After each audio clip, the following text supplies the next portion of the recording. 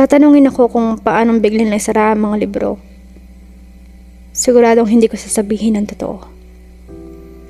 Kung ihip lang ng hangin na nagtutulak para di na muling buksan ito, marahil sasabihin kong tingnan mo sa ganitong anggulo na di lahat ng tao ay magugustuhan ng bawat pahina nito. Di mo rin kayang husgahan kung ang wakas nito ay malungkot, kung ang emosyon na naburito ay nalukot, yung pwedeng diktahan, kung ganito ang dapat niyang maramdaman, walang bakas ng saya ang nilalaman. May magandang bahagi at meron din namang hindi kaaya-aya. Di rin pwedeng sabihin nagsara ang mga libro nang hindi sinasadya dahil kung ganun, bakit di mo nalang balikan at simula na baka naman ayaw mo talagang tingnan sapagkat ang tunay na nilalaman na di pa kaya pang pigilan ng tatapang-tapangan na ikaw. Nung una sabi ko, ito na ata yung libro na ayokong makita yung wakas sapagkat gusto ko ako yung bubuo at susulat ng masasayang linya, pero sa huli ako rin yung nagpasya